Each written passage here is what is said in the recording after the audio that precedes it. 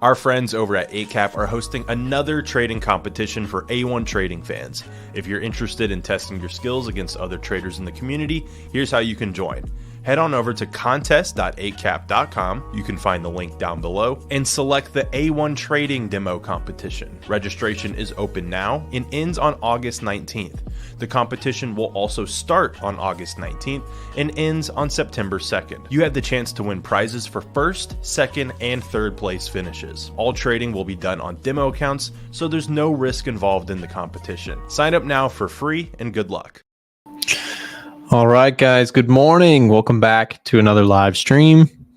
Morning, good afternoon, wherever you are in the world. Hope you're doing well. It's Friday.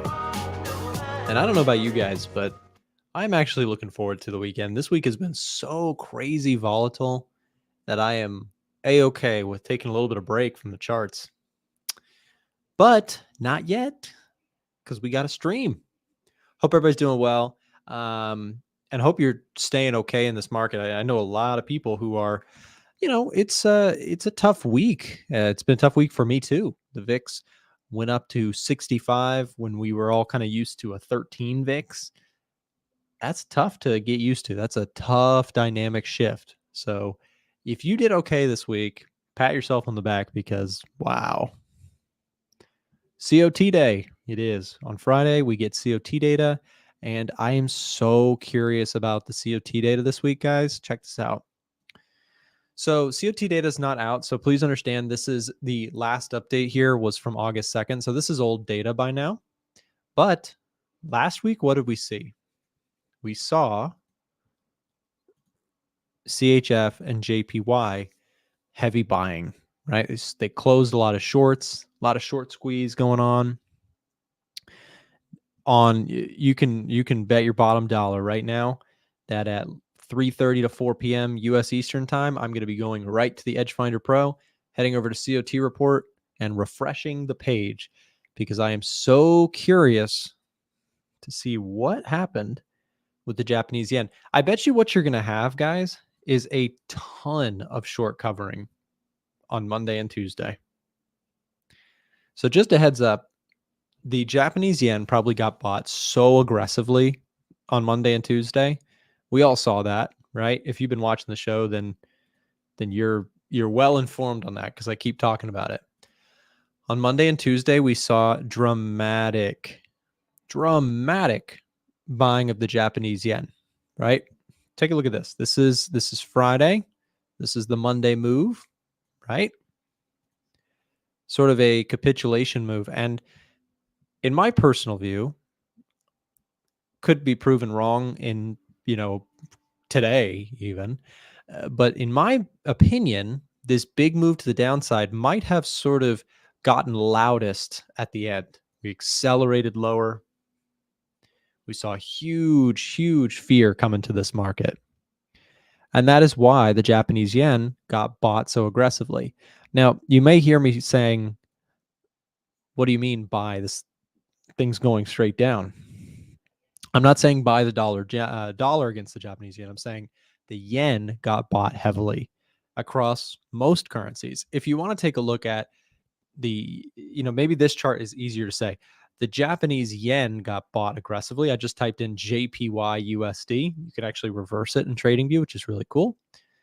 And you can see the Japanese yen got super strong on Monday and has proceeded to, let's hope for market kind of volatility to chill out.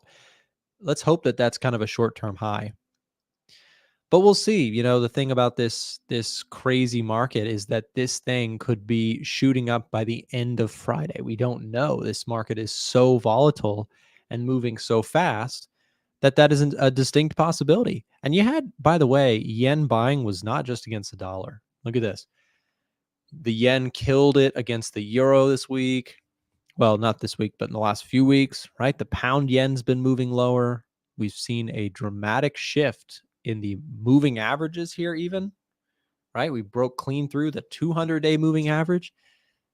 And you very well may get something like this where you get, a bounce and then maybe Japanese yen strength comes back into the picture. It's very much possible.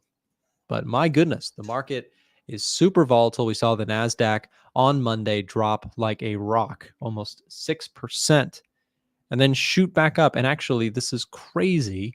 But if we were to end where we are right now for the week, we would be about break even on the week from last week's close.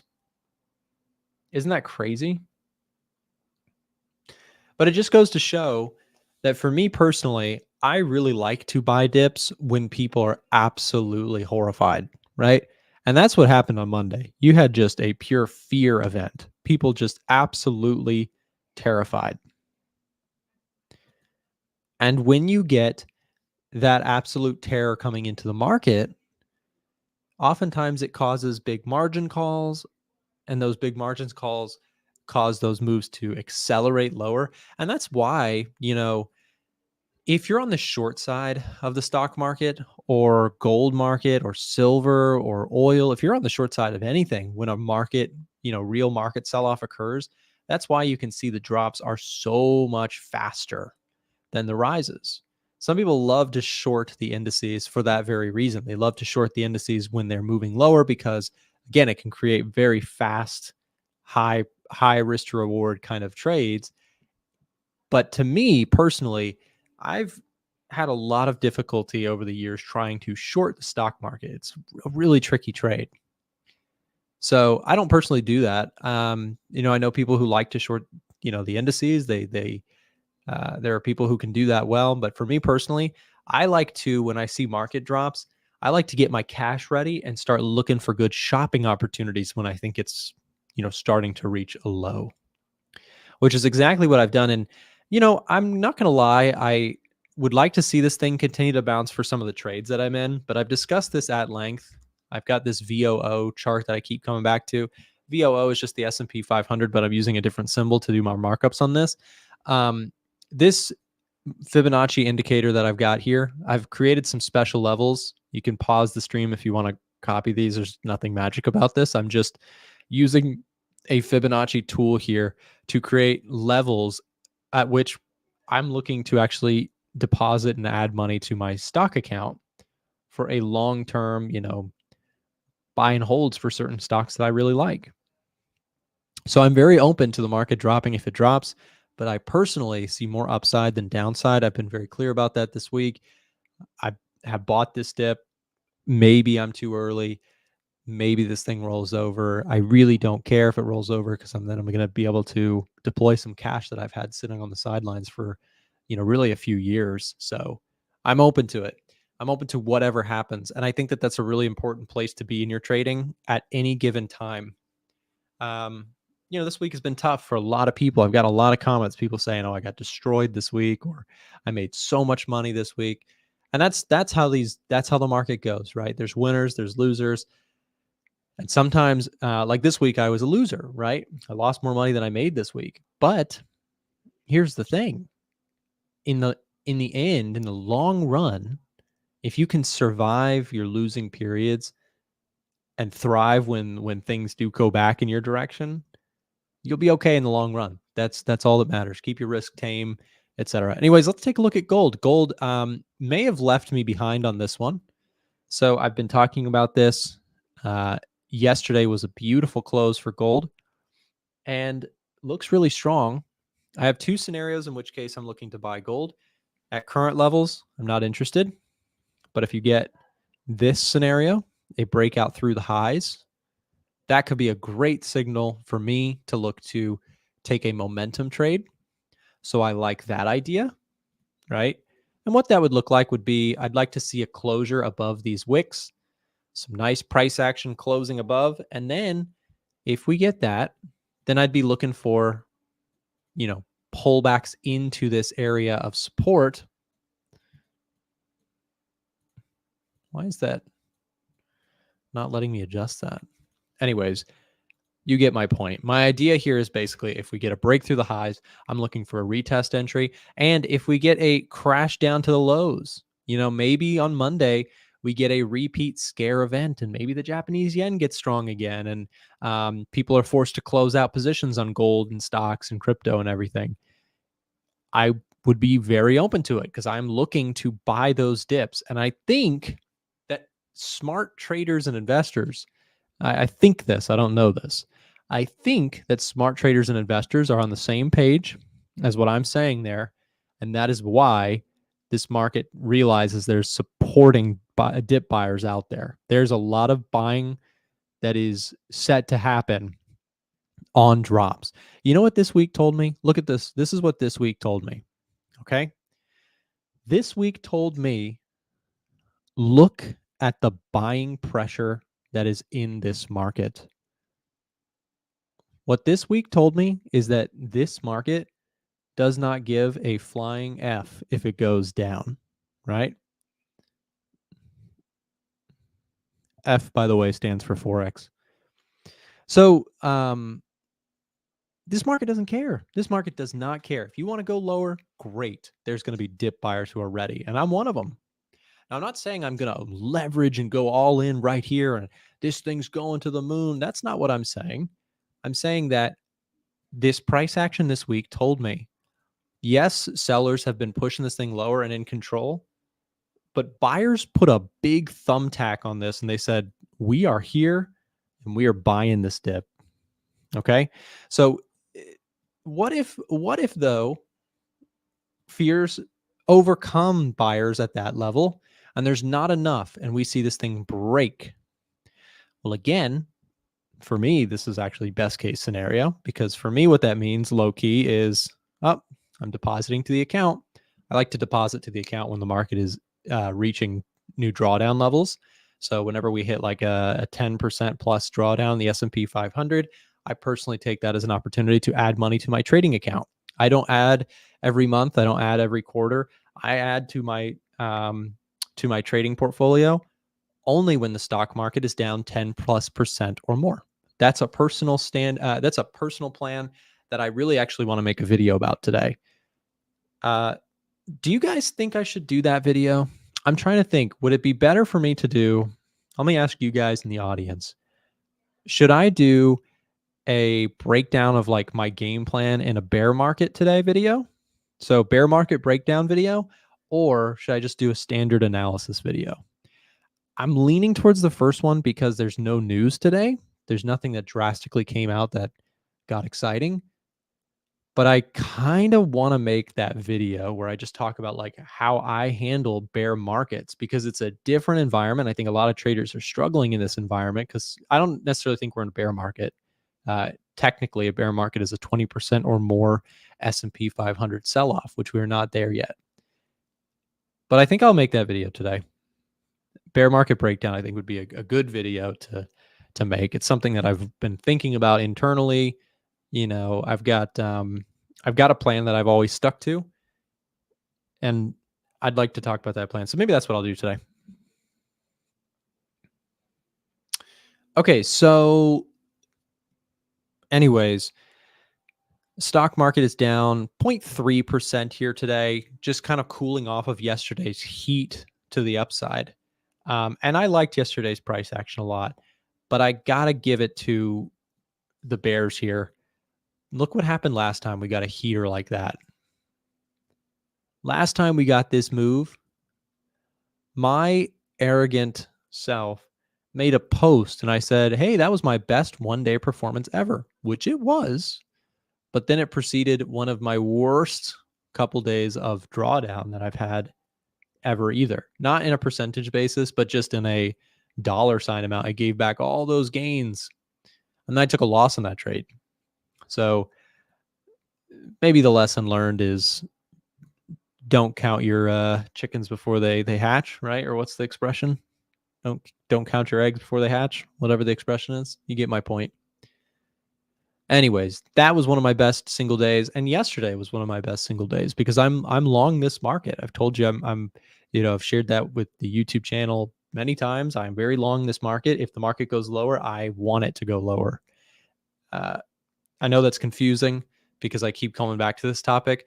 Long story short, if it goes lower, I'm looking to deposit more to my trading account. And I discussed this with my wife. You guys want the insight on my conversation with my wife yesterday? I told her about, how I've been going through a drawdown recently, and that's never fun. But, we have this rule. I say we, it's really just me, but my wife is very supportive of it. I have this rule. We have this rule where I only really deposit to the account if the market is dropping. And I have certain levels where if the market drops to, I get permission or like the right to add money to the account and buy stocks that I like. So it's like a psychological trick, which I'll talk about in the video later. It's a psychological thing where, I don't buy the market every month. I buy it when it's down. And that simple psychological trick is a game changer for me. Anyways, the Russell's down 0.25%, Dow is down 0.5%, Nasdaq's down 0.5%, and S&P is down 0.3%. You got gold slightly higher here this morning. Silver is down 0.5%. Oil is about flat, but oil seems to be finding a support level right around this 73 level, which is, a nice start. Yields down across the board here today. 2-year yield, 10-year yield, 20-year yield, 30-year yield. So they're all down this morning. TLT is probably doing okay. Yeah, look at that bounce back in TLT. I was watching TLT for a possible buy at 94. I still like it at 94. So if this is just a bit of a bounce before a rollover into 94, I like TLT for a possible long setup. I believe this is also an edge finder setup this morning. Yes. Treasury bonds are getting a bullish reading. Commitment of traders has shown a lot of buying interest on the bonds front, which I think is really interesting. Bonds have really killed it in the last few weeks. Seasonality, positive during this time, trend to the upside. Anyways, I like bonds. I like TLT. I think that, bonds are super boring and not exciting at all, but bonds are stable in most environments when you enter into a recession. Now you might say, not so fast, Nick. 2022, bonds got crushed. You're a liar. Well, bonds got crushed in 2022 because we didn't really enter a recession in 2022. We kind of did, but we kind of didn't. 2022 is weird for bonds. Why did bonds go down in 2022? Because inflation was skyrocketing. Usually in recessions, inflation's going down, right? Because consumer demand is so weak and prices are not getting, driven higher by them. So inflation in 2022 went up, causing stocks to go down, but also bonds to go down as well. What's different this time around is that now inflation is doing the opposite. Now inflation is actually coming down. And if we enter into a recession, remember, when inflation and interest rates are going down, bond prices go up. That's how it works. But in 2022, these two things were going up. That's why bonds got crushed in 2022. And in my personal opinion, I think that as boring as bonds are, especially if you're an older listener who may not want to have all the risk of the stock market, I certainly do not blame you after this week. I think having a little bit of allocation to bonds is a good idea. But as always with this channel, this is not financial advice. I don't know your personal situation, and I'm not a licensed financial advisor. I'm sharing my opinions. But I'll tell you this much. I'm 27 years old, and I have a lot of money in bonds. But it's my personal choice to do that. Why? Why are my wife and I in bonds? Because we're saving for a house. That's a personal situation. Everybody watching this live stream has a different personal financial situation. We're saving for a house. You may not be. Maybe you're a student. Maybe you only have $5,000. Everybody has their own independent. That's why when you hear this is not financial advice, and why, YouTubers like myself can still talk about this stuff, is because what I'm offering is general opinions about the market. I'm not here administering your personal, financial advice. I know everybody kind of makes that meme like, not financial advice is like the ultimate scapegoat, but it really is not even a scapegoat. It's just everybody watching this, I have no idea what your personal situation is, and you have to really answer that for yourself. So I actually would like to share more of my personal finance kind of procedures and personal risk management over time on my channel, but it is very personal, and every person has their own kind of situation. You might be in debt, you might not be in debt. You might be 60, you might be 20. You might be a college student, you might be um, you know, a high level programmer at a Microsoft. I don't know. I thought you already have a house by now. So my wife and I are waiting to. We've decided that we're going to skip kind of going for like we could have bought a house a while ago, but the housing market's been really crazy.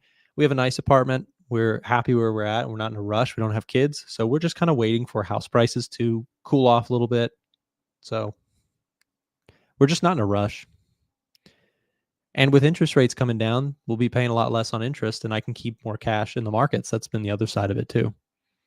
I've kept more cash in the markets the last few years instead of buying a house, and that by itself has been one of my better financial decisions. I've made a lot more money in the markets than I would have having a bunch of money in a house locked in. You see what I'm saying? So, yeah. Anyways, the dollar index is another one to watch this morning. The dollar index is about flat. We're not getting any economic data this morning. So volatility today, this just goes to show how volatile this market is. Nothing has happened this morning, and the stock market is down 0.5% or less, a little bit. Usually a couple months ago, 0.5% was like the whole day's move. That was, a big deal. Dollar index now, also seeing a lot of volatility. It seems like we found a little bit of a short-term low around this 102.5 level. I wouldn't be surprised. We talked with Miko and Marco yesterday about a possible rebound move on the dollar, 104. I think that's very appropriate because while I'm not necessarily bullish on the dollar, guys, you have to understand the U.S. economic data this week kind of came in clutch. Let me show you the two data points. You guys want to know why the market didn't crash lower this week? Here's why.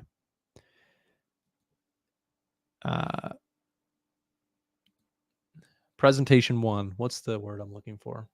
Exhibit 1. Exhibit, is that the word? You get what I'm trying to say. The first data point that quote unquote saved the week was PMI services. Data services PMI came in better than or as expected. So you got to think about this, guys. On Friday, the market got absolutely terrified by the NFP report that came in really low. Everybody looked at that number and they said, uh-oh, recession. And then what happened on Monday? Market crashes before the market even opens, right? The futures market selling off a cliff, Japanese yen getting super strong. And then out of the shadows comes out like the Batman of the situation, services PMI. Services PMI comes out with, muscles popping out of its chest, right? Just huge. And just says, we got this, 51.4. We're still seeing growth in the services component of the economy. Boom. Market rips. Market stabilizes off of that data point. Services PMI is the forward-looking indicator of what the economy looks like. If everybody's terrified about a recession, and then we get services PMI come in like that, it helps out. Exhibit number 2, point number 2, okay? Why else did the market not crash this week? From what I can see, unemployment claims. Again, the bad guys, the boogeyman comes out, all spooky looking. And then let's think of another superhero. Let's go Spider-Man. Spider-Man swings through the city, saves the day. Unemployment claims of Spider-Man, right? Comes out better than expected. And the market sigh of relief, because this was the big one. Because why did the market go up? The market had its best day since 2022 yesterday. Why? On an unemployment claims data point, are you kidding me? How is that so bullish? I'll tell you why it's so bullish is because the market was so bearish. The market said, oh my gosh, we're going to have a recession.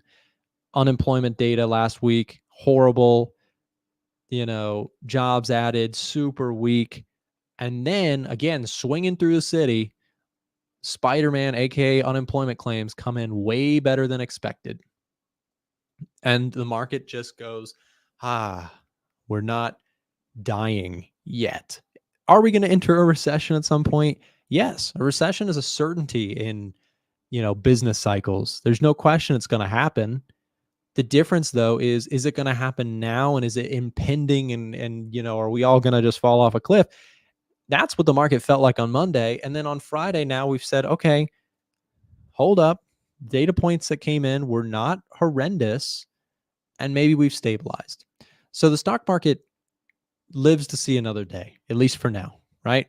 Big day yesterday, giving back a little bit of those gains here this morning, but we will see where we end up today.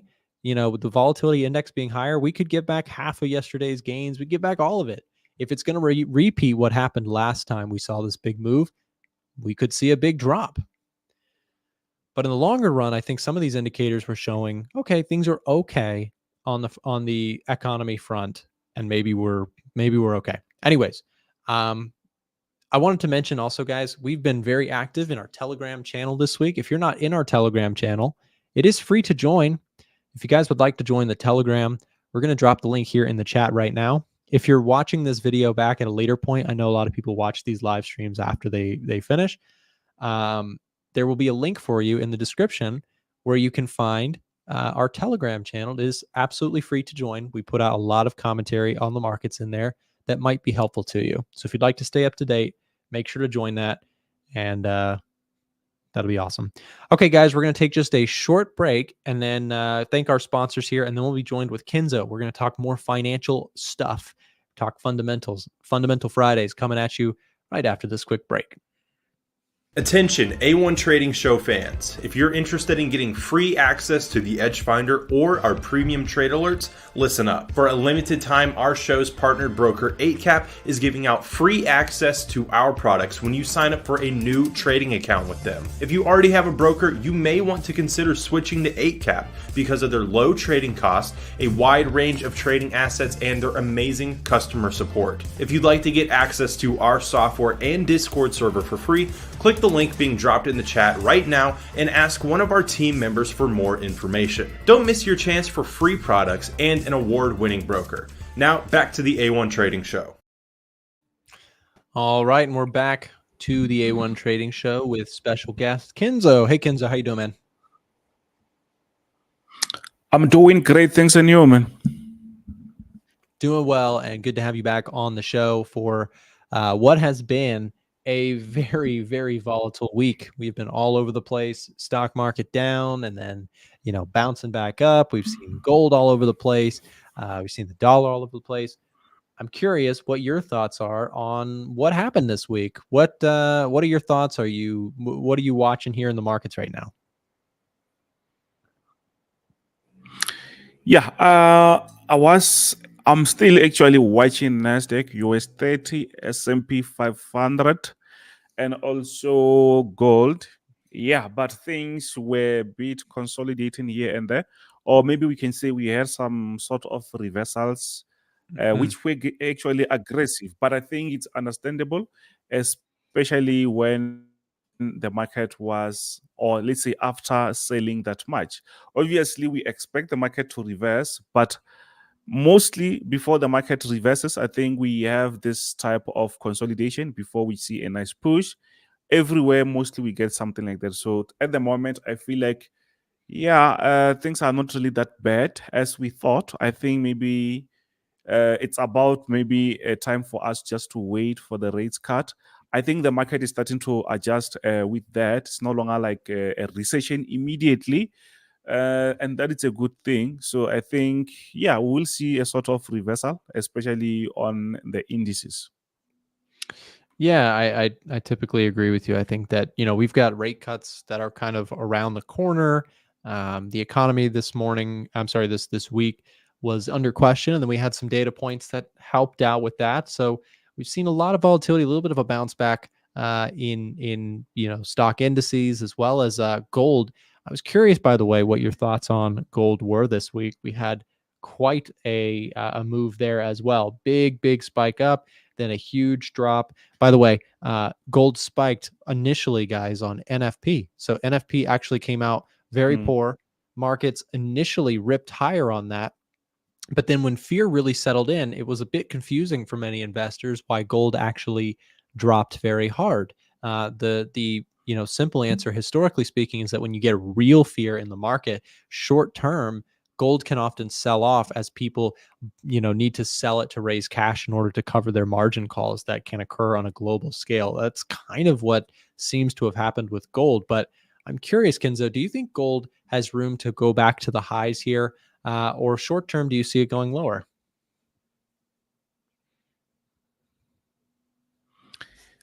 At the moment, I believe that we will see the market going even higher.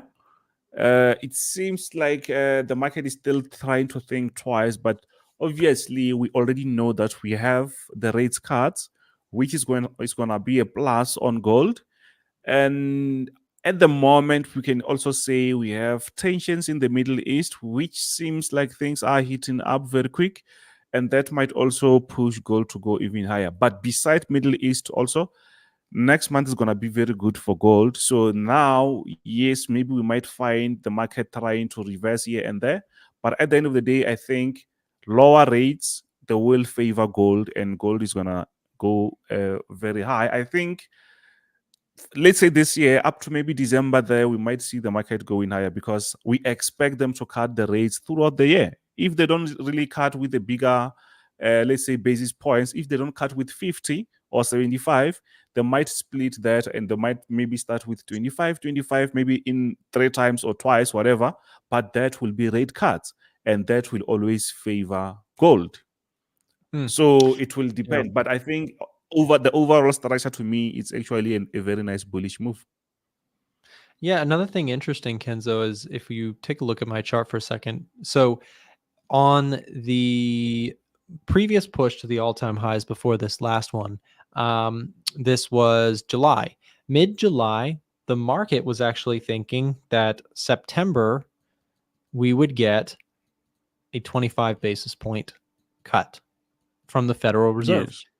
Then over here, what's interesting is that now at current levels, lower than that one, right? So lower than where we were at that time, we actually see now the Fed is expected to cut 25 to 50 basis points. It's kind of a toss-up right now for the September meeting.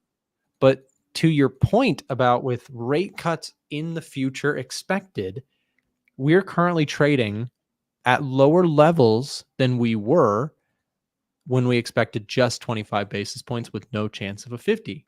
So, in my view, that means that we have room at the very least to go back and retest these highs. We might dip first. We might even retest these lows first. But I see gold personally, like you do as well, higher by the end of the year. And I wouldn't be surprised if by the end of the year we do hit that 2,500 level on gold. And, the thing is, when it goes to 2,500, it's not a question of if, it's a question of when. Now, it could be 3 years from now, or it could be 3 weeks from now, right? But gold goes up over the very long term, but I think it could go up in the short term as well because rate cuts are expected, and now even more so than they were a few weeks ago. Rate cuts are, with some weaker data in the jobs market, seems very likely that we could get some cuts from the Fed pretty soon. So we'll see. Yes, you are right on that. Plus, remember, mostly when we are on gold, it's not really the same as the stock market. Mostly the stock market will move from the expectation, what we expect maybe next month. So gold mostly won't move because we expect them to cut the rates. It will definitely move around those times, you see, around that week, because currently for gold to move just because there is rates, mostly it doesn't really happen like that on gold. So we still expect CPI, or let's say in between, we still have enough economic news which gold is still going to react to, obviously. So the market will be just playing games. That day or that week where we're going to have interest rates, then it's where we're going to see those movements. It's like similar to what I said about maybe tensions in the Middle East. Mostly it won't just trigger the movement. It will start to go up if maybe there is something happening at that time. So quite different from the stocks. The stocks mostly they just react to mostly our emotions. We think maybe they will cut the rates, and then we start to buy. So on gold, it will react to and something that is happening like now. So yeah, I think just because we expecting, let's say maybe 50 basis points, I also think maybe these areas might be the lowest level at the moment. So 50, it will be bigger. So which means maybe the market will be almost maybe closer to 3,000, maybe. Yeah. I wouldn't be surprised by it either. I think that, again, as I mentioned, in the long run, gold typically does go up. And another thing that I think might be worth mentioning, Kenzo, that is important here is that, in recent months and years, even, good news in financial data or economic data has been taken as bad news for stocks and gold. Like, I'll give you a quick example. So for a long time, not recently, bear with me on that. If jobs were up aggressively, like if we saw very, very strong jobs numbers for a long time, what that meant for stocks and gold were, this is bad. This is bearish. Why? Because that would lead to interest rates staying high or going higher, right? Because high jobs means high inflation. High inflation means they need to get inflation down by keeping rates high. But now, in recent times, things have shifted. Now, jobs being stable no longer applies to gold and stocks the same way. This is where now I think good news is now good news for stocks, and good news is still bad for gold, right? Because good jobs data points would not be positive for gold because that would hurt the story for rate cuts. So I think that what is kind of interesting here is you might see a lower correlation going forward between stocks and gold, which I just think is interesting because for a long time, it's been these two things kind of have been moving together. Stocks go up, gold goes up. Going forward, it's possible that they both go up or they both, diverge from one another. But I think the correlation will be lighter. What do you think on that? Yes, you're right. Mostly, if maybe the economy is not performing very well, we know very well that things tend to change. Mostly, yes, when things are going very well, we have positive correlation because the stock market, or let's say the economy, it's not suffering like now. If things are bad, if inflation is higher, so we want lower rates, we want lower prices. But if maybe things start to go like aggressively lower, it's like, no, we don't really like it like that. And that's what we see at the moment. Now, gold is just doing its thing. The stock market is just doing its thing. Dollar index is also just going anyway. So mostly we have this disconnect, but it's because everyone it's hoping for the economy to recover, or let's say we don't really want the economy to collapse, because if the economy collapse, obviously we won't have the stocks or indices. So those indices, or let's say Nasdaq US30s, they exist just because we have the economy. That ecosystem has to just actually interconnect nicely. If the other one is going lower, it will affect the other one. So actually, we need balance. That's why last week NFP, the way it went lower, it's good actually. It's good for the stock market, but the way it went lower, it was crazy. That we saw that we see that no, this is not going to be good longer. So that's why we start to have that panic.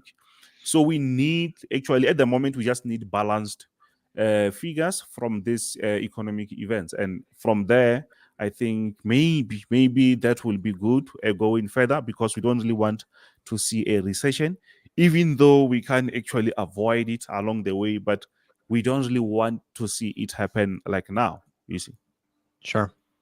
Yeah, very, very good points there, Kenzo. And Kenzo, for listeners, comes on every Friday. We do a segment called Fundamental Fridays, where we just go back and forth talking about, all the economic data and talking through it. So if you guys have enjoyed this commentary from Kenzo, I want to just encourage you guys to make sure to go subscribe to Extra Hot Forex. He's got his own channel there where he's putting out free content to help traders. So if you are looking to learn, highly recommend take a second to go subscribe to Kenzo.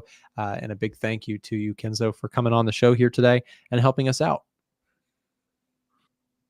Thank you very much, man, and your viewers. All right. Have a nice weekend, Kenzo. Thanks for coming on. Guys, we're going to keep moving along here. We're going to be bringing on Chris Pulver to take over the show here for a little bit. Stay tuned on that. But before we do that, I just want to mention, guys, we've been going through a lot of economic data, talking a lot of stuff here today. If you guys want to try out the Edge Finder, we're going to drop a link here to a trial form that you can fill out if you want to apply for a 30-day trial of the Edge Finder. You can get access to all of our tools and data. We're going to drop that link here in the chat. I really do recommend that if you are somebody out here trading these wild markets right now, get yourself some tools, start using something like the Edge Finder, or at least, find tools that can help you in this market, because a lot of people are just trading, purely off of emotions or gut feelings. And I'm telling you, especially when volatility is like this, people are losing a lot of money, making, mistakes that could be avoided if you have a system, a plan, and the right tools to help you spot ideas in the market. So try out the Edge Finder. Again, 30-day application is in the chat right now. Real quick, we're going to take just a quick break to thank our sponsors, and then Chris Pulver's got the show from here. Stick around with him. He's going to be talking about some setups. We will also be dropping the link to his channel and socials as well, so that you can find him there. So stay tuned. We'll be right back with Chris taking over the show just after this. If you're someone in the United States looking for a Forex broker, it's been hard to find recently. There's been a lot of changes in the industry, so I wanted to take a moment to tell you guys about Oanda. Oanda is a US regulated brokerage that allows US traders to trade currency pairs like the euro dollar, the pound dollar, the dollar yen, Kiwi yen, all sorts of different currency pairs. So if you're interested in checking out Oanda, we're going to be dropping a link in the chat right now as we speak. They, again, are a huge brokerage in the United States that allows you to trade without the worry of whether or not your account is going to get shut down tomorrow from an offshore, unregulated, sketchy brokerage. They have been around for a long time, and I've used them myself for a number of years. So if you're looking to trade FX and you're in the US, this is the brokerage to check out, in my personal opinion. So take a look at it. We'll drop the link in the chat, like I mentioned, should also be in the description of this live stream. Do your due diligence and see if it's right for you. Now back to the show. Hey everybody, happy Friday. Welcome back. Just taking a look at everything this morning. The week that was, certainly it would be memorable, should be memorable, will be for most of you out there that have been paying attention. And definitely some lessons to take away from this week on, because it happened. Look, I think one thing what's kind of wild and crazy about being a trader is this one thing happened. And if you never want it to happen again, you got to prepare for it. So, I did incorporate some extra kind of audibles in some of my core strategies in order to, if we ever have a nasty one-day vol event like that again, that it's a little bit easier to navigate. Other than that, I mean, it was a pretty wild and crazy week. I'm just spot checking a lot of things. P&L's fine in the day. P&L's been fine this week. I've shared some charts on my Discord channel yesterday and in Telegram as well. Some of the key levels that I'm watching, it's pretty much the same between the S&P and the NASDAQ. We had a recovery since Monday's open, right? So we opened so far lower that we had that big flush Thursday, Friday, Monday. Markets pulled back, it's stabilizing, but I think the bears are just hanging out right here in this mid zone to possibly flush it lower. Okay, so SPX right here, SPY right here, and ES, same thing. So if we're looking to kind of fade those moves a little bit, or wouldn't be surprised if we get a fade of those moves. Zoom in on my chart. I know it's a little sloppier right here, but I could see this area having some resistance. So our support levels right in here, we had the close from Friday, and then we had a gap lower in here. So if the bulls are able to get into this zone, I do think the bears are going to step in and defend a little bit. I still go back to the simple chart right here on the SPY. The 200 EMA is right down here, just below the low from Monday's open. So if we see, and we spent a lot of time talking about it this week, we had our 1-day vol event. We've given it back the last several days from 65 back into the low 20s. Okay, so VIX is down. But if the VIX turns up at all, okay, if the Japanese yen gets stronger, if the Nikkei starts to sell a little bit, if we see a VIX event, again, not to the tune of 65, but I say if the VIX goes up to 30 or 35 or 40, that's probably going to spark another retest of these lows. And so I wouldn't be surprised. Next week we have some interesting data coming out. I don't have a ton on the earnings report. I looked at that this morning. This week's earnings, we had a lot. We had 1,100 plus companies this week. Consensus wise, we had pretty much all green on Thursday. It was funny to read the headline like one of the best days since 2022. It's like, okay, well, we just had one of the nastiest like 3-day spills in a while. So, one green day doesn't really make up for it. We're still ways off the highs. We have inflation data coming next week on Thursday and Friday. Okay, so next week here, Tuesday, we have our US PPI data coming out at 8:30. That'll be pre-market. So we'll see how Wall Street reacts to that. 10 p.m. cash rate from New Zealand that expects to be the same at 5.5. Wednesday morning, again, pre-market core CPI and year-over-year CPI forecasted. Interesting, forecasted at 3%. So we're forecasting a same, not sub. So again, this is another question. Inflation next week, if the forecast is at 3%, does the market need to see? Does the market need to see a less than 3% print in order for that to be taken in as good news? Because if it's less than 3%, that means that, okay, that confidence in the Fed cut coming in September is probably higher. But if we print at 3% and the previous was at 3%, we're right back in the same conversation as sticky inflation. I do think inflation, should be coming lower. Okay. Let's go to Trueflation, actually. Trueflation right now should be showing sub 2, I believe. Yeah, I mean it's continuing to press a little bit lower. So I don't know. I if I'm gonna guess, if I'm gonna flip a coin, coin flip being, are we below 3% for next week's CPI print or above it? I would say that we're gonna land on a probability of being lower than 3%.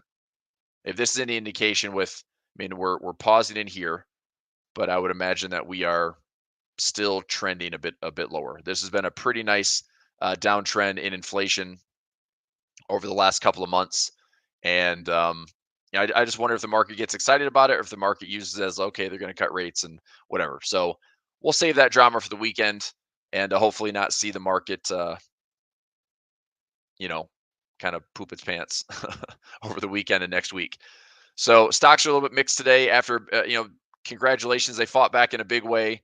But it didn't feel like it wasn't like the May fight where we all of a sudden, gapped up and we're just taking out highs again. This feels like, okay, the world isn't ending. And you talk about a shift in sentiment this week. I mean, does anybody know what everyone was screaming on Monday? Everyone on Monday was screaming, the Fed's got to do an emergency rate cut. Oh my gosh, we're down 9%, we're down 10%. Okay. And now they're like, okay, look at the Fed watch tool. The difference this week in the Fed watch tool was probably one of the other crazy things that I've seen in this tool. We spend way too much time watching, but the reality is this thing was up, to like 80 or 90% here it was like 80, 90%. And then all of a sudden it shifted into, this is 25 basis points. This is 50 basis points. And we're back to like 50-50. So the market can't make up its mind, right? And it's trying to price this stuff in ahead of time. We're still, 30 days out or so from the Fed rate hike, or I'm sorry, rate cut. But the higher probability right now is leaning towards a 50 basis points cut. Something tells me that, here you go. Something tells me that if inflation prints at 3% next week, that this is going to go up, this is going to go down. And if we get a cut at all, we got to be satisfied with only that 25 basis points cut, which I think that's what the Fed wants anyway. Fed's been talking about starting to cut. I don't think they need to go into make, a 50 basis points and take a bigger bite. Although they were, getting all sorts of guff this week for misstep and miscalculation, and they're behind the curve right now, and maybe they are. But guess what? Regardless of what happens, we're gonna have to figure it out, and we're gonna have to trade through it. Okay. All right. So let me do this. I'm just going to walk through my top downs. So SPY's right here. I think there's some pretty solid resistance in this Friday gap, and definitely some resistance at this previous support around 537. I posted this in. Let me see here. Key resistance levels. Yeah. So around. I mean, this 532 to 537 level on the SPY. On the Qs, we came all the way back to that Friday gap. The Qs we could push up into, some wicks around 449. We could push into the body closes around 458. But to me, this is another zone. If we come back into this area here or this area here, or from this little island gap we have on Friday, this could fade a little bit going into next week on the Nasdaq. We could also see a broader market rotation out of Nasdaq into maybe the Dow, into small caps a little bit. Small caps could certainly benefit from a rate cut.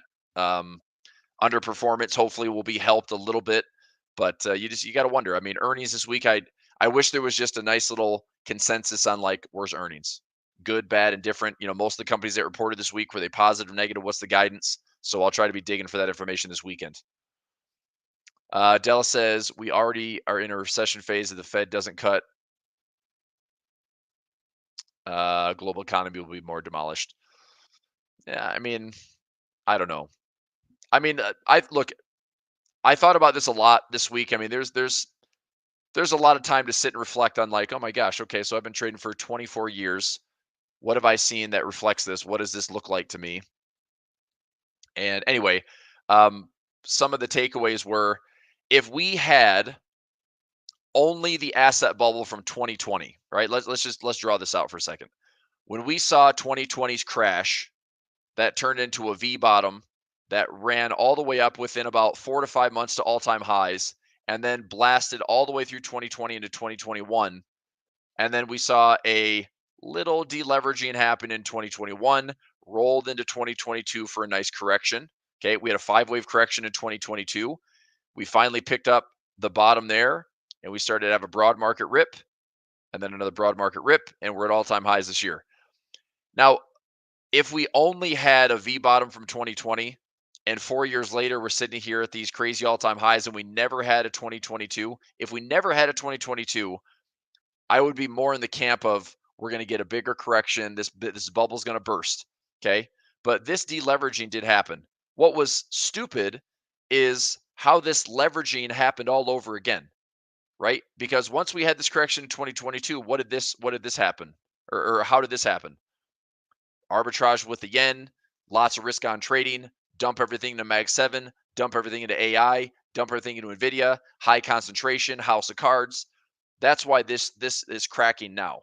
And so if there's still a healthy market out there somewhere, we're going to see if there's 490 stocks that can somewhat perform adequately to kind of stabilize everything, as opposed to it's 10 stocks leading the way. It's the top 10 of every index leading the way. I just don't think that's sustainable, and we witnessed that. And of course, what happened with the Nikkei dumping the way that it did, that's another index that we should be watching closely. Look, at this point, after shedding about 27% in a matter of weeks, I'm still interested in watching the Nikkei. I found that stat that we had one of the biggest 2-day sell-offs ever. We'll check that in a second. We had one of the biggest 2-day sell-offs ever in the history of the Nikkei. And that makes me wonder, 12 months later, what does it show? 12 months later, every time we've had these large 2-day sell-offs, it's been higher, and to the tune of like 18%, 25%, 40 some percent. And so again, I don't think this is necessarily the bottom or a V bottom, but if we go from high to low, we pull back here. If we drift higher, I think this makes a correction. So I'm looking for some type of like little tiny rising wedge on the Nikkei, and we'll see if this drops, and that all of a sudden sees a couple of days of strength in the Japanese yen.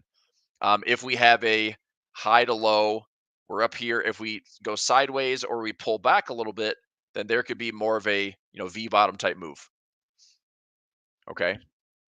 So watching closely, I think that we clearly saw the correlation of the Nikkei was in trouble. It dragged down the U.S. markets. And so if the Nikkei starts to show more signs of volatility and bearishness or bullishness for that matter, it's pretty simple. This week, with the Nikkei coming back, it allowed the U.S. market to come back. If the Nikkei goes higher, probably good for the U.S. market. Nikkei goes lower, it's probably going to drag on the U.S. market. Just saying. So should it always be like that? No, it shouldn't. But it was a big deal with like the over leveraging, the carry trade, and how quickly that it unraveled for the last like 1,500 to 2,000 pips. Okay. So I do think that's a strong level to watch. I also think that the Bank of Japan is probably in there somewhere that will be having some type of monetary policy decision that will affect whether the Nikkei can go higher or lower. I wouldn't mind seeing this just from a pure price action standpoint. We have a 27% shed. I wouldn't mind seeing the Nikkei try to work its way back down, and a higher low would be a good sign, or try to work its way back down, test the lows for a double bottom, and all of a sudden that's the spot where it's like, look, I just bought the index at a 27% discount, and then if it wants to go higher, it's going to be 30% or better to get to the all-time highs. You talk about looking for yield, you talk about looking for gains, you talk about looking for upside.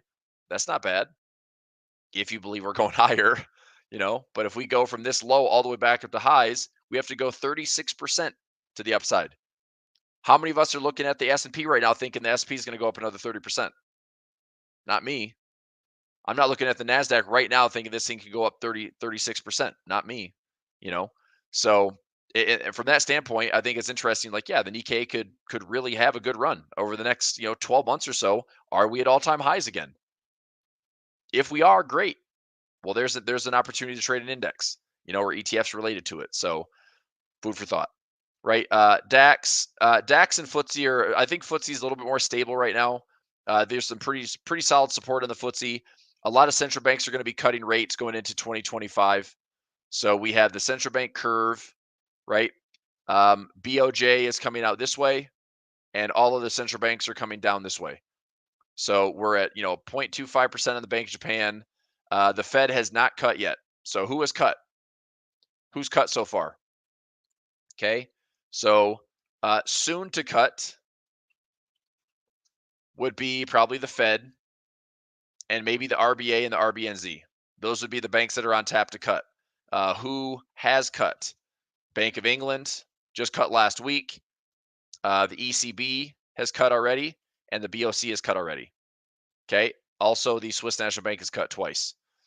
So soon to cut, Fed, maybe the RBA, RBNZ. Who has cut? All the others. Okay. Who hasn't cut? The Bank of Japan. They've been raising rates.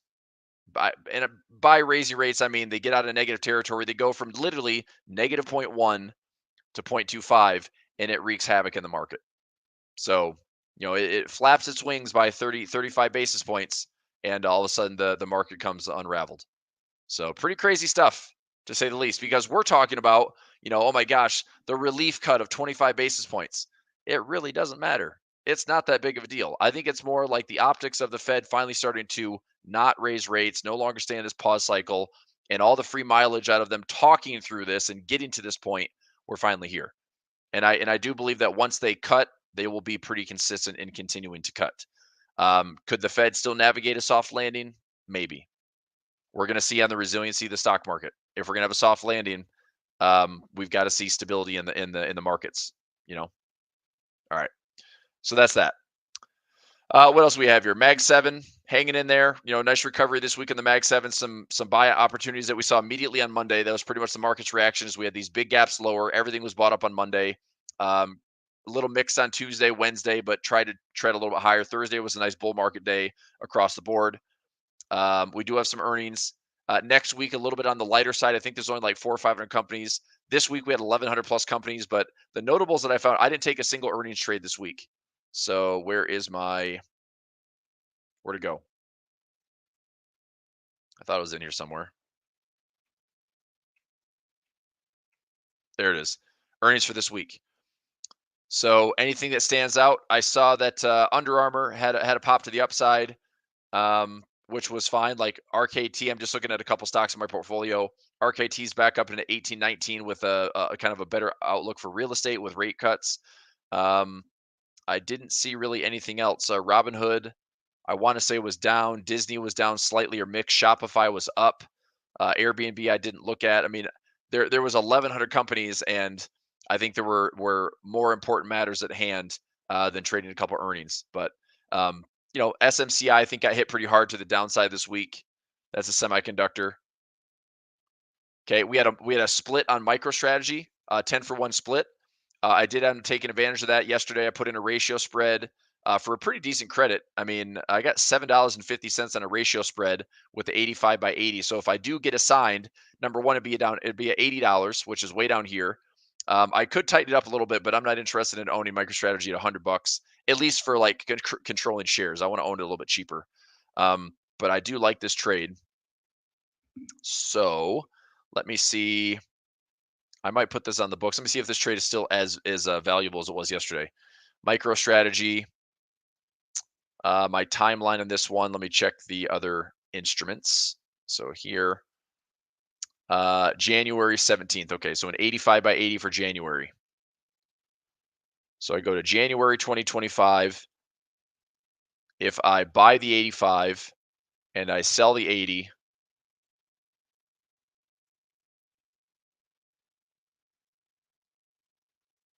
okay, so I can get about $7 and change on this one.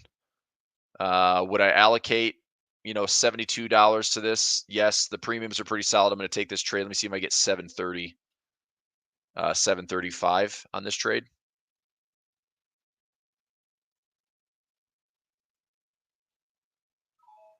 Perfect. All right, so I just took that trade. It's a ratio spread on MicroStrategy, 85 by 80. If I take the assignment, I'm going to own the shares around 72.65, and I will work it down with 30 to 45 to 60-day covered calls. I'll wheel my way through it for some income. Tesla is going to be the same type of thing if I take assignment at $200. So let me add this into my trade tracker.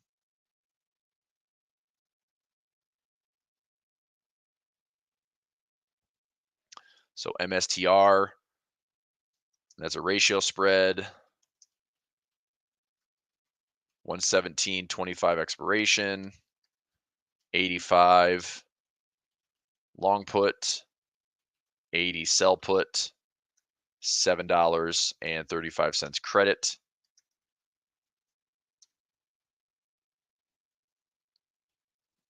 And willing to own. If assigned, break even will be 72.65. Boom. Okay.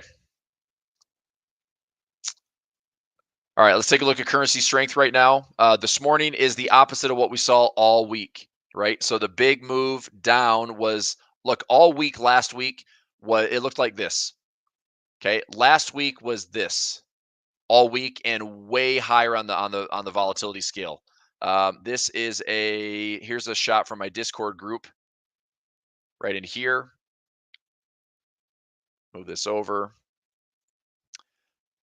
So August 5th was Monday, right? And we came off of that crazy run. So Thursday last week, Friday last week, it was stronger yen, stronger Swiss, risk off trading. Monday coming into the open, Sunday night when the Forex market opened, Sunday night when the futures market opened, Japanese yen was ripping and cranking, Nikkei dumping, of course. So that was when Monday, hit the bottom and started to fade. The rest of the week was weaker yen, weaker Swiss. Okay, so this was Tuesday and Wednesday and Thursday. It was a weaker yen, weaker Swiss all week. Today, we're showing that potentially, okay, a little bit of risk off trading again is likely going to stall this recovery in the stock market. So I do think this stuff is pretty important to watch, because if you're taking a look at the Forex market and you see that the Japanese yen is your strongest currency pair, that's probably not a good thing for stocks. That means that the Nikkei is vulnerable to turning back down, which means that's likely going to drag on US stocks because you're going to get some global risk off sentiment. Okay. Oanda safe and trust. I mean, I think so. I've been with Owanda for like 9 years now. I've got some Forex money with Owanda and Forex money with TastyFX, but I've been with Owanda for a long time. So it's, I mean, you have, look, in the US, you have 3 brokers. You have Forex.com, you have Owanda, and now you have TastyFX, which used to be IG. So you have 3 brokers. If you want regulated brokers in the US, those are the 3 you go with. Pretty simple. Okay. All right. So that's what's going on to currency land. I like the ratio spread on MicroStrategy. Taking a look at Bitcoin and gold, silver. I still like silver and gold quite a bit. If we get a pullback, I wouldn't be surprised. Here's gold. Yesterday was pretty good on gold. There's another spot that I'm willing to pick up gold. There's two levels I'm looking to buy. I bought gold down here at equal lows. Okay. I rode gold pretty hard on some call options early in the year, and I'm done with that. Now it's ownership. Now it's on to just owning GLD, owning gold, trading gold futures, which has helped me generate some income. So on that note, if I go to XAU, there's 2 levels I'm still watching for. If we do not get to higher highs and this resistance holds, I could see gold coming back down into the same support level, right? To me, this consolidation is an opportunity to buy. I would still buy it there. If I wanted a dollar cost average, now I could buy there and then stop out immediately, or I could buy there and say, look, I'm willing to allocate. And if it comes down again, I'm willing to allocate. Past resistance becoming support, we also would find some efficiencies back down around $2,100. Now, I don't think we're necessarily going to break below 2250. So that's why I'm looking at this. If we come into here, I'm looking at that as, okay, we're choppy. We can't quite break these all-time highs. We come back down, try to test this level one more time, maybe have a bear trap on the right side of the trend line, and then we come back up. If we do that, I'm going to take a stab and just add. I already have my main tranche right in here. I'll add another one and see if this gets to highs and then higher highs. So I do like that spot around 2280, 2271 as a buy opportunity for gold. The other one would be if we just keep testing and testing and testing these highs. If we break this high, a break and a pause, look for a flag, or a break and a retest, look for a breakout to continue. Okay, my spot price on gold as far as running a target would be 3K.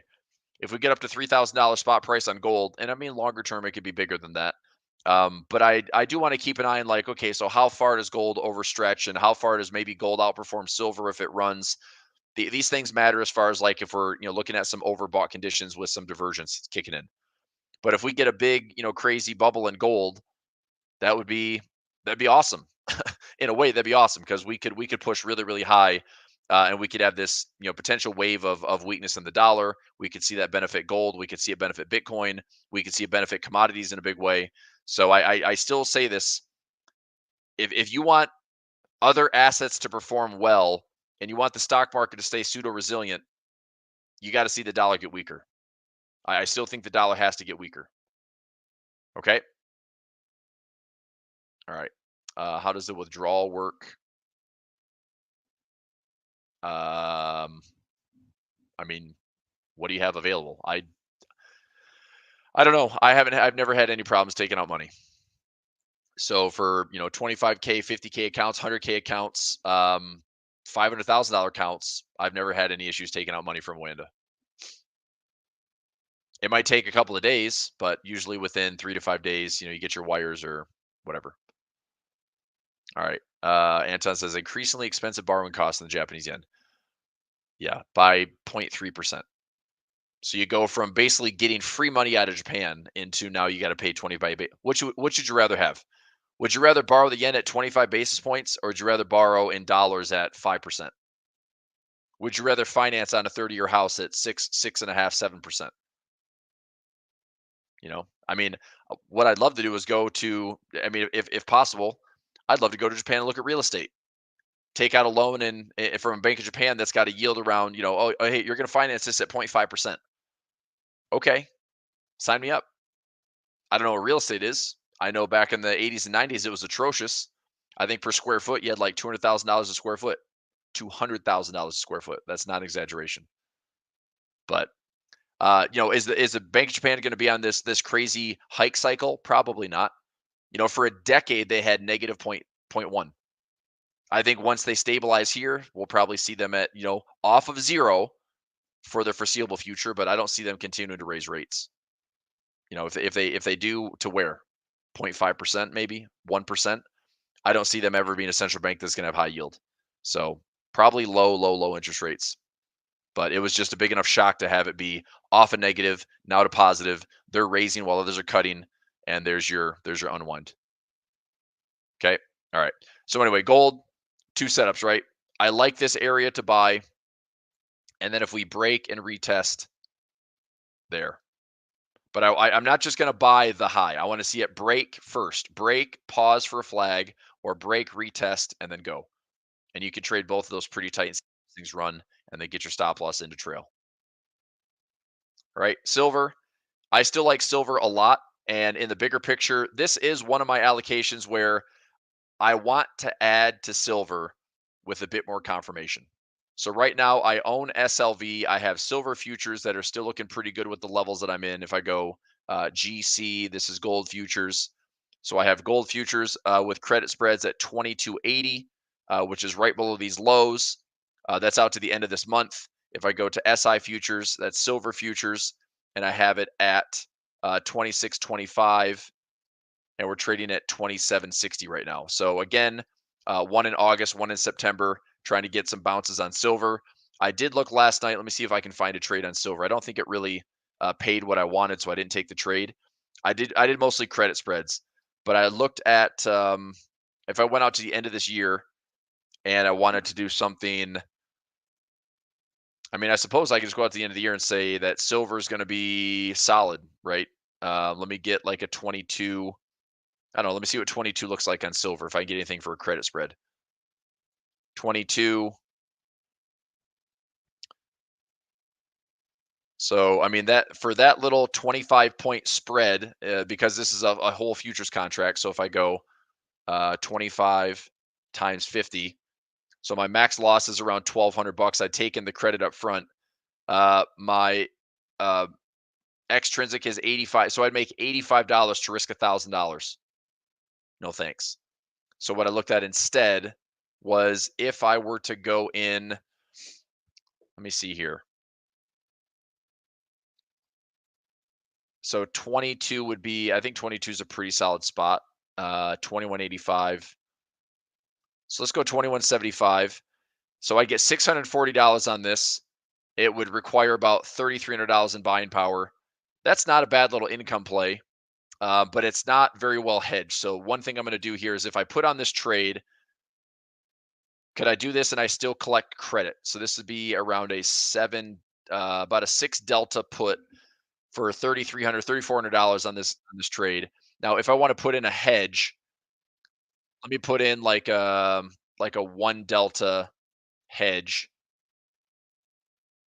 This is a little bit more manageable, and I'm going to put in on the lower one. I'm going to put in 2 contracts. Okay, I think I'm going to take this trade.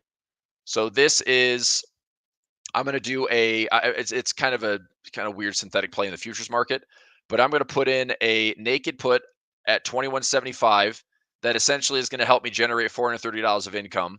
All right, and it's only going to require about $1,000 of buying power. So right there, I'm making about 43% on my actual investment. So my ROC is my return on capital. I'm getting 425 out of just over $1,000 of buying power. Now, I do have risk on the trade, but because I'm putting in a long put at a 1 delta, that serves as my hedge. So if we see a big drop in silver over the course of that same period, that long put will allow me to hopefully mitigate and wash some of this trade. Now, I don't think we're coming necessarily down there. I have a 90% plus chance of probability of profit, so I like those. So I'm gonna take this trade. This is gonna tie up about $1,000, but I like the return on capital. $425 income is pretty solid. I'm taking this trade. So here, let's see if I can get filled at 85 cents. I'm going to try to get 0.090, and then I'll work down to 85 and 80. So I'll try here.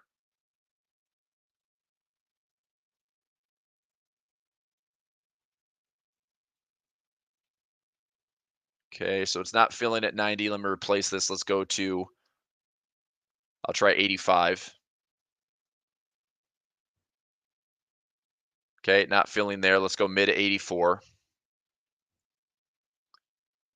Okay, slightly below the mid 83.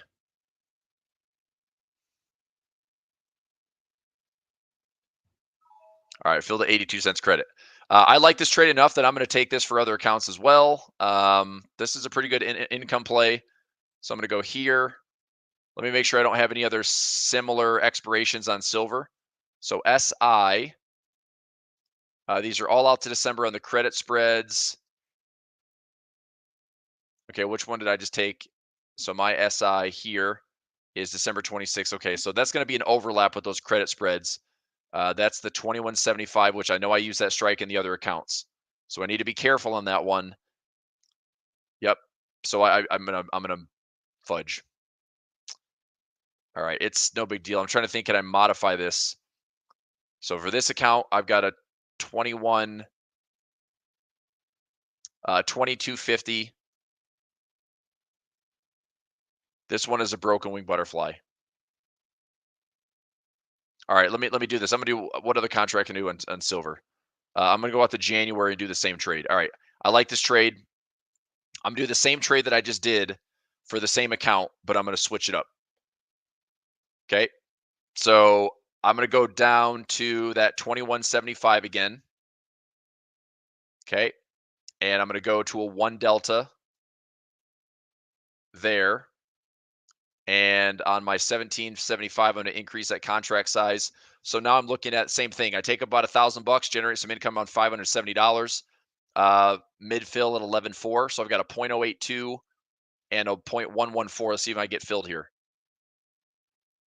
Taking up about $1,000 and extrinsic profit around 570. So that's not a bad return. That's like 50% on return on capital with a pretty high probability of profit. I'm going to take this trade. So I like this one here as well. Let's go. Try to get filled. So 113, 114. Try to get that filled. Replace 113. Perfect. All right. This one I'm going to take for other accounts. Now I'm going to get this one. This will be a campaign trade for me. So there. Filled. 732. Just double check the buying requirement. That's fine. Nah.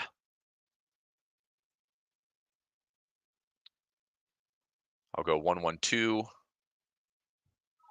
Filled.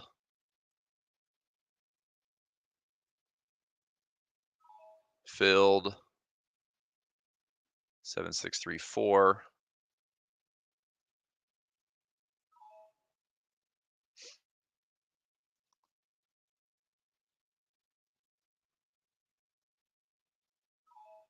Okay, and then a couple more accounts. Check the IRA.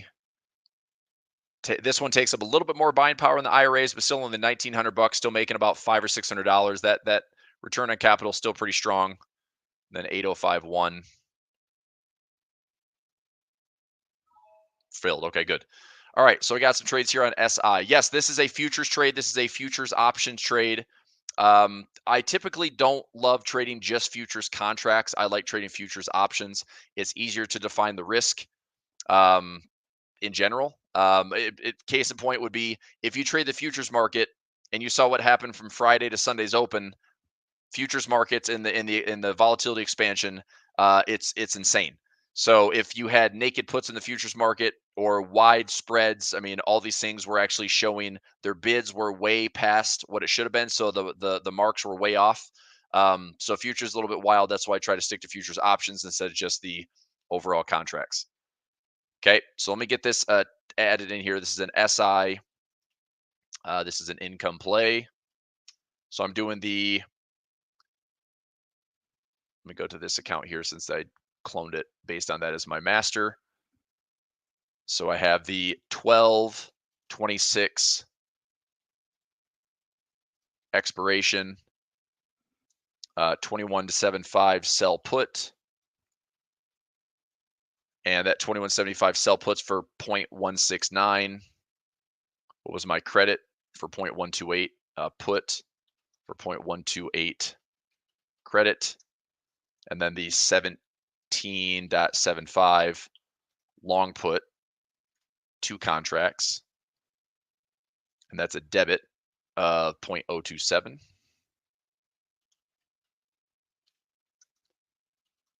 that was a net credit of 0.082. Mechanics on the trade. This is 410 profit with 69K max profit, which that'd have to be like silver market goes to zero essentially, $1,000. So 1,070 buy power.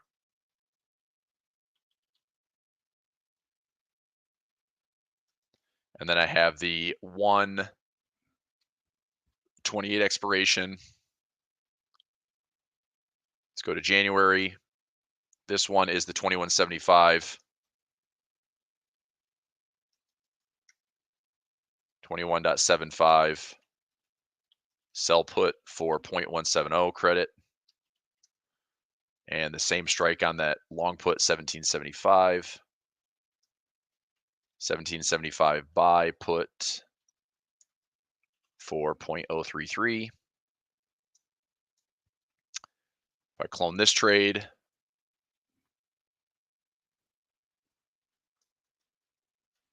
net credit 0.113.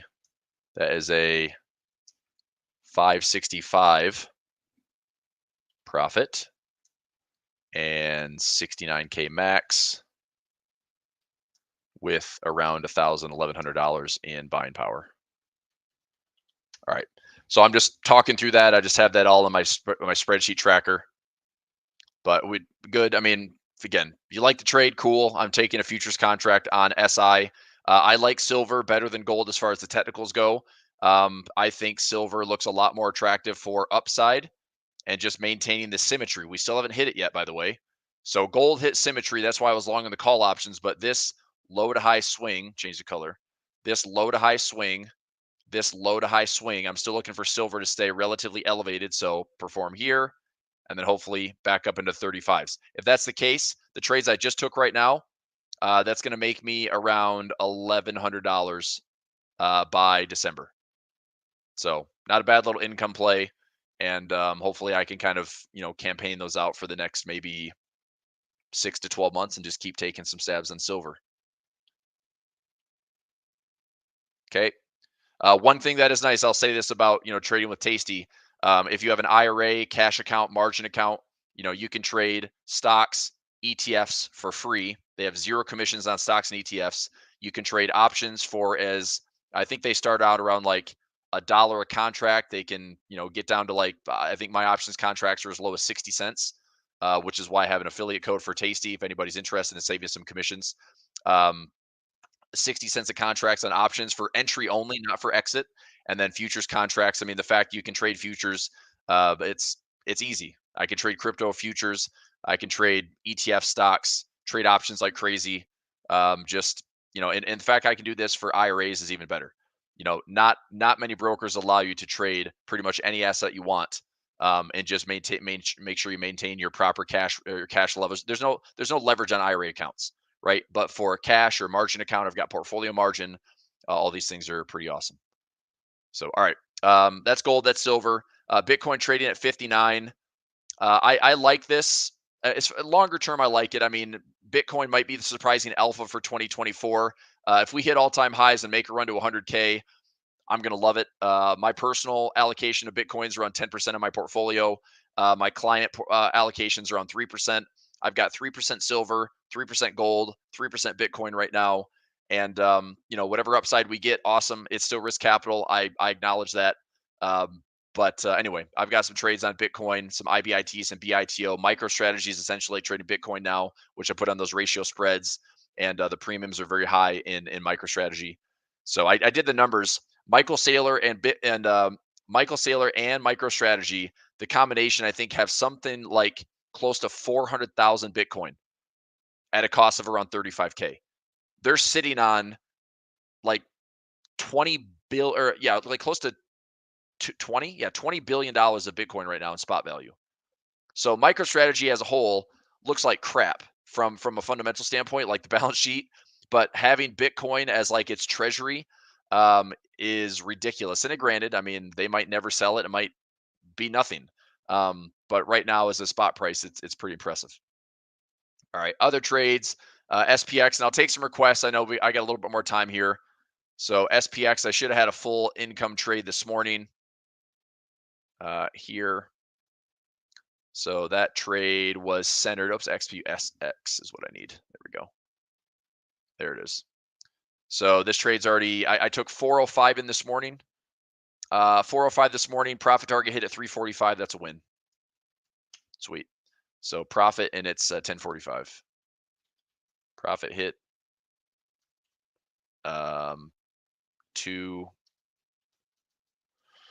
trading at 2.25 by 10:45 a.m. Eastern time. Yay. Nice little win. Okay. We did gold. We did silver. We did Bitcoin. We can look at Mag 7. We can look at the indexes. A lot of times they kind of shift into currencies now. Everybody wants to know what the dollar's going to do. Here you go. My thoughts on the dollar, it's still a wedge pattern. Okay. I don't have a good clean decision on the dollar. Check Boeing. Yeah. I was actually doing a screener this week. I was looking at, let me see if I have a picture of it, or I saved it as a screener. Let me see here. ETF. Let me see. I saved it here. Here it is. So I ran a scanner this week. I was talking to Nick about this offline, but I ran a scanner this week on some potential commodity ETFs. And so I look, this is more like if we go into recession, then I'll probably have a portfolio that's dedicated to some of these. These are my top 5 right here. These are my top 5. So these are commodity-based ETFs. Some have a K1, some don't. Some they have different like wrappers on them, as it's just a basic ETF. But one thing that would perform better in a recession is probably going to be energy, commodities, possibly in the sector space, defensives, healthcare, maybe financials. Maybe. I would put financials at the lowest of the list, but I think energy, commodities is going to be the best non-correlated space to be in if we are going into a recession. Okay. So I did a scan. I mean, there's tons of ETFs out there. And so there's a little bit of digging that I've got to do. I don't feel like trading in, do I want to be in a wheat ETF? Not necessarily. Okay. What I want to be in is something that's, okay, I want an ETF that is in gas, oil, precious metals, maybe copper, maybe aluminum, maybe you can the industrials, right? So anyway, that's like a plan B. If we go into some garbage next year, then I talked about this morning in one of my earlier sessions. A SPY allocation with a TLT allocation with a GLD and silver. Okay, so SLV and GLD, and was there one other thing in here? And probably a mix of these, and I'll just put like energy / com for commodities. I don't think if we're in a recession, I would still tactically and actively manage this portfolio, but I would do something along these lines. Okay, underperforming, lots of cash in this space. But the question is, are we going to see the value play actually play out? We need to see non-correlated. So why would I maintain the SPY? It'd probably be SPY or DIA, actually, if we're going into recession. SPY because it's better premium. If I wanted to like own the SPY and actually lower my cost basis, week to week or every 30 to 60 days, I could easily do that in the SPY, probably more so than the DIA. Bonds, if there's a flight to safety, bonds are going to do well as rates continue to drop. Gold and silver, always nice to have in the portfolio. I love the technicals of silver. I think gold still has upside potential with rate cuts. So if you really want to simplify the portfolio, it doesn't have to be crazy complicated, right? All of these are ETFs. Like TLT is a bond ETF. SPY DIA ETFs on the indexes. Gold and silver, that's how you paper trade gold and silver. Energy, I mean, I could trade a stock. I could be an XOM, Chevron, or ExxonMobil.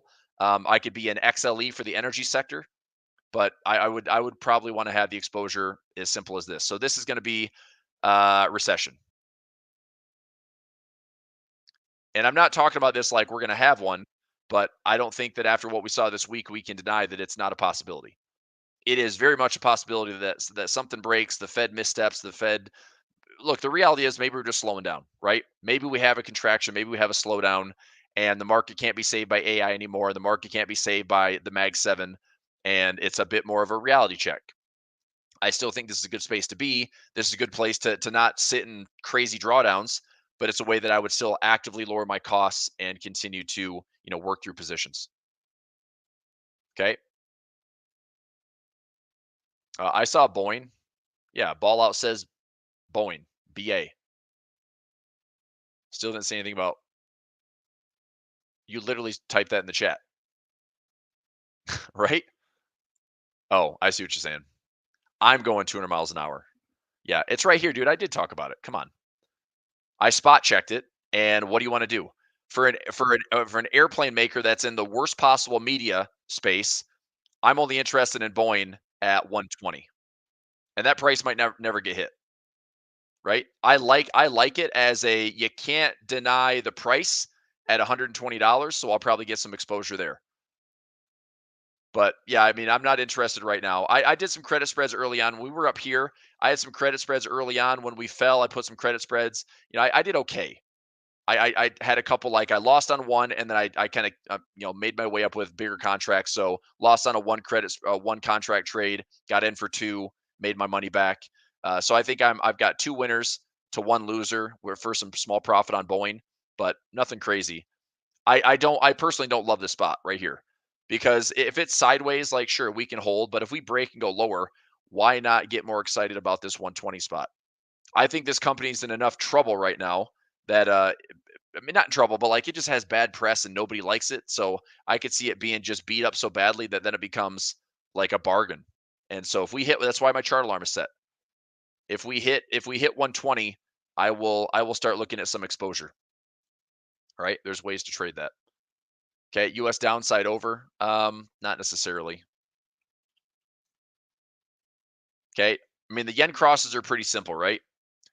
We finally had this big flush. If there's more to come, I said it this whole week. Don't be crazy on the yen. Don't chase the yen. If you're trading it short term, would anybody be surprised to have a high to low that pulls back and then sells off? Probably not, right? The problem with that is if we go high, low, and we pull back into this like 38 zone or maybe the 50% zone, if we start to go lower, that means risk off trading, right? Because if we see a stronger yen on a currency strength chart, that means the Nikkei is probably down, the Japanese yen is strong. That, as we just saw on Sunday and Monday, is going to drag in and weigh on the US economy right now. Index wise and price wise, it'll weigh on the US market. I don't think we can have like U.S. markets like totally on its own island, not affected by Japan. This carry trade is a 2+ year hedge that is unraveling. Okay, not hedge, more like leverage. This is 2+ years of leverage that is unraveled right in front of our very eyes. So I would not be surprised if the yen is high, low, lower, high. Maybe we come back in and test the lows, maybe go a little bit lower, and then we see if the BOJ is going to, look, watch the Nikkei, right? If the Nikkei comes back and tests the lows, we're probably going to see the dollar yen test the lows as well. I really think the correlation is that simple. If the Nikkei is up, Japanese yen is weaker. If the Nikkei is down, Japanese yen is stronger. So in the short term for Forex traders, there's going to be some volatility in these yen crosses. Right? So I'm watching. We could still pull back in some of these levels. I mean, some of the other currency pairs fared way worse. Pound yen shedded over 2,000 pips or around 2,000 pips. Is that 3,000 pips? Yeah, it was 2,800 pips. That is ridiculous. Almost 2,800 pips on the pound yen. If you look at the technicals, this high, this low. If we pull back, this is a very common zone. 382, 50, 618. If we pull back into those zones right there, if the bulls are pushing this back up or there's profit taking and the shorts are gone, in this area, this is where I think the bears can resume some type of retest. watch the Nikkei, watch the yen, watch the currency strength chart. Okay, that's my thoughts there.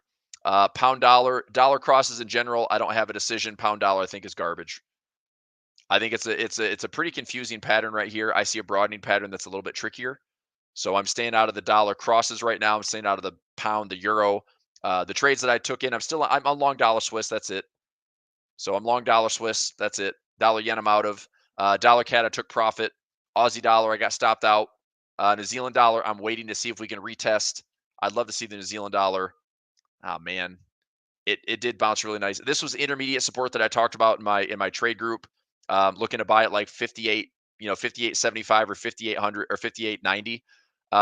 I didn't take the trade because I thought if I took the trade here, I could either one stop out below or two hold the trade and then look for another entry all the way down towards 56. Right now it's still holding up like, okay, the dollar's getting slightly weaker, but here's what I do think on the New Zealand dollar. If we break above 62, I think this has a lot of upside. So there to there is a symmetry play. If we get a weaker dollar, and this is why I'm not convinced yet. If we just come up here and chop around, there's no trade. Okay. But if we break above 62, I like that trade to symmetry. I can measure it right now. I'm just going to box this in. And I do this all the time in my Forex trading. There's my swing. There's my projected symmetry. So if I'm a bull, okay, if I'm a bull on the New Zealand dollar, that right there is a pretty good profit target. I'm going to take this down just a smidge and right there make this green. And that right there is symmetry and a profit target if we get a breakout. So what's kind of nice about this is if we get a breakout above 62, I'm already projecting a move towards 68. So that's a big target for symmetry. And then you've got a round number like 7,000 as maybe a little bit of extra gravy on top of that. But to get that trade, either one, this has to push up and get that clear breakout, or even still, I still like this trade here.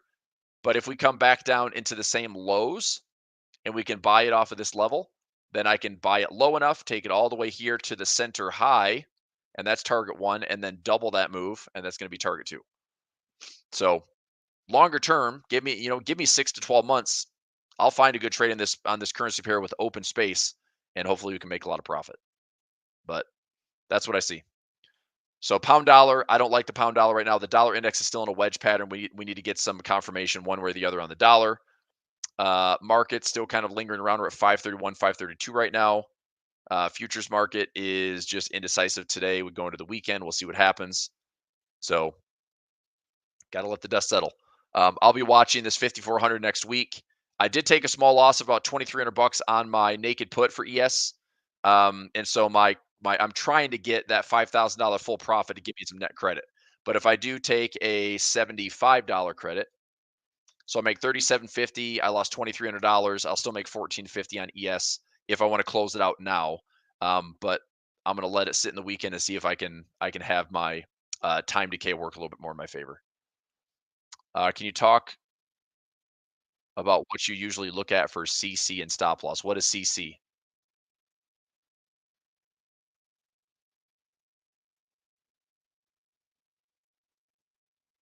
CC or SL? Don't give me acronyms. Give me words. I see SL. I think stop loss. I see CC. I don't know what you're talking about. So type it in the chat.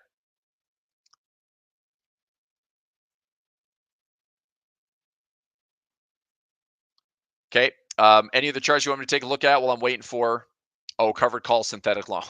Okay. That would not have been my guess. Covered calls. Sure. So you talk if you're doing covered calls on own shares, I'll approach it this way. So covered calls. Okay, covered calls. If you own the shares, and one is you want the income.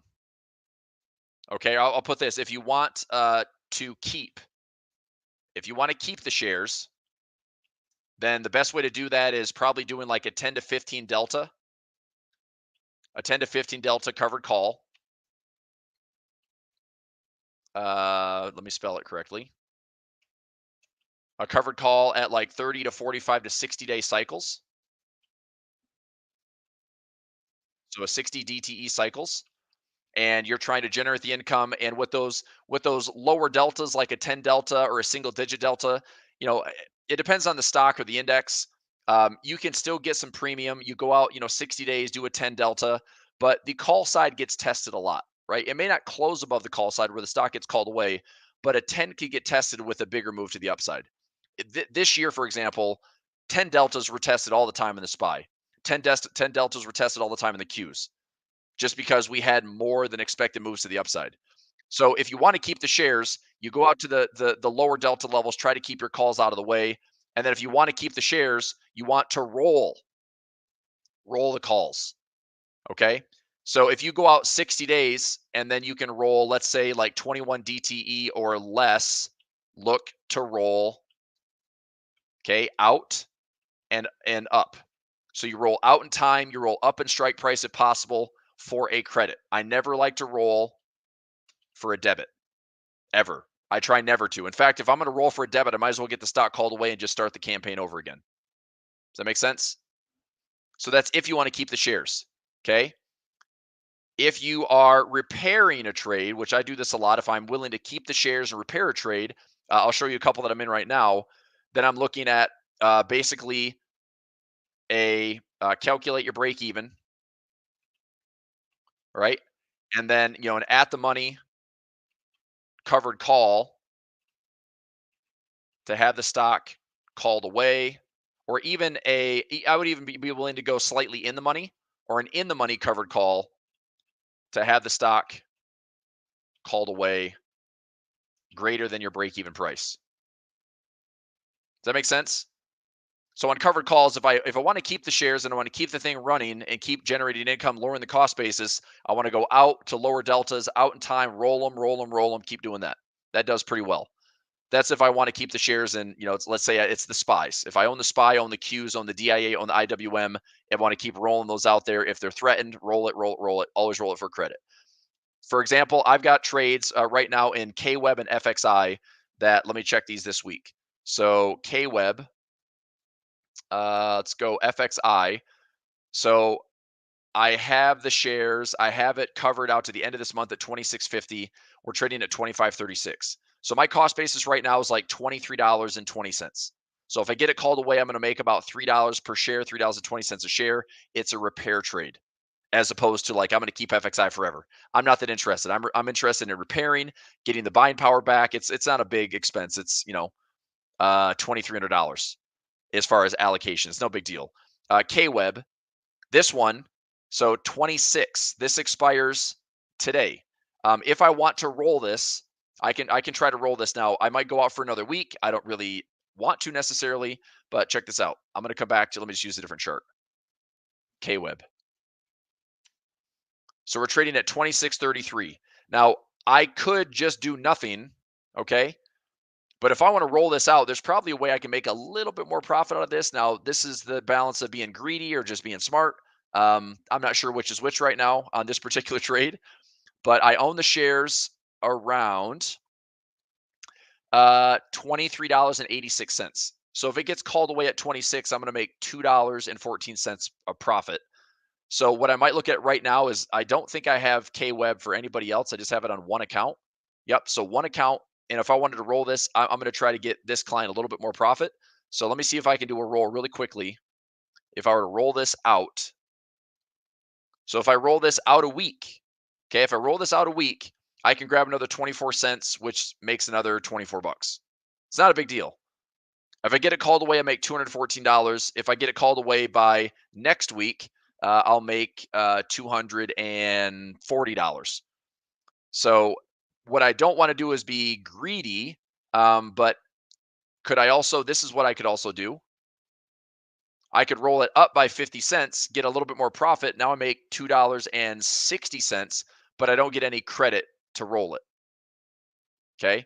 So if I roll it by a week and I keep the same strike price on the call, I get 28 cents and maybe it gets called away next week. If I wanted to go out farther, and this is like the intricacies, right? Silver, I spent a lot of time on silver already this morning. Aussie Swiss, what you predicted. Is that a question or is that a statement? Because it is what I predicted, which would be the equal lows, right? We came back to that 2020 flash crash low on the Aussie. Yeah.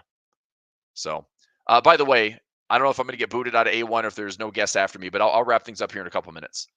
Let me finish my thought here on the covered call. So, would I want to roll it next week for an extra 18 cents? Probably not. I think I'm just going to keep the buying power. It's the only client that has the shares right now. So I think I'm just going to let it get called away, repair it for 214, and that goes back to this point right here. So K-Web is this situation. I know the break even. I did the at the money call. I'm getting it called away. I'm repairing the trade. Whereas as opposed to losing on the credit spread, I flip what would be, let's say, a 50-cent loser into a $2.14 winner. That's pretty nice. So I like that, obviously. So anyway, but that's where I look at on the deltas if you're covering calls, and then synthetic longs.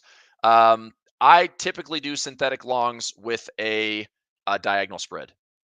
So if we're speaking options here, and again, this isn't to like talk over anybody. If you know some options jargon, which is my least favorite thing about learning options, is just the stupid phrases and strategies they have. But a diagonal spread is that I buy the long-term call, and then I sell against it in shorter term increments. Right? So for example, if I buy a leap, right? So I buy a leap, which is a 360 DTE or more. And then against that, I'd maybe sell a 60 DTE call. And I'd probably do the same thing. I'd probably sell like a 20 delta or a 15 delta. And what that'll do is that will reduce the overall cost of my debit, right? Because it's essentially debit spread. You just have different expirations, but it's essentially like a bull call spread. But I reduce the overall size of my debit. And then if it doesn't get called away with that sell strike, I just do it again in another, like when that sell strike is either I've extracted a lot of the decay out of that and I can just close it and redeploy it, or I just let it go to expiration and I don't get the position called away, I'll just redeploy it. So if I go out 360 days, that gives me, 5 or 6 instances to then lower the cost basis, right? So that's what I do for like this synthetic longs is it's a bull call spread. I do a leap, I sell against it. I might sacrifice some gains, but when I'm chipping away the cost each time, that tends to help add to my bottom line. Okay. All right. I hope that answers your question, but those are good questions. All right. Market on the day, we're at 336 a little bit on the SPX. Okay, fine. Creeping up just a smidge on the morning. I didn't have any gamma levels that really stood out. The 530 is the big one on the SPY today.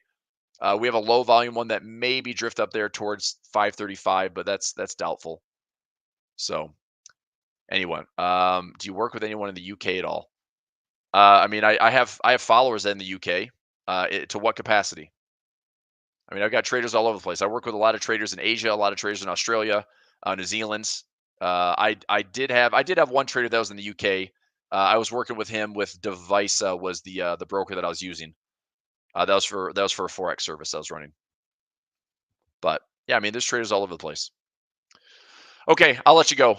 Otherwise, I'm rambling. I'm going to start another session here in about 15-20 minutes. So A1 trading, thanks for this week. I think we all needed to see things settle down. So from Monday to today, big wild developments in the markets.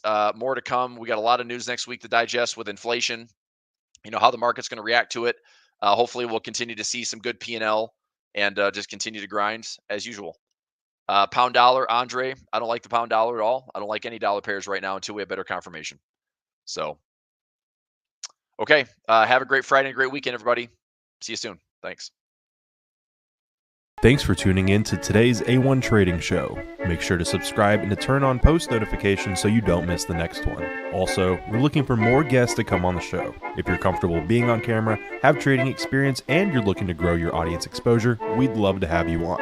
In the live stream chat and description below, we'll drop a link to apply to be a live stream guest and join in on the conversation. We hope to have you on soon. That's all for today. Trade safe, and we'll see you next time.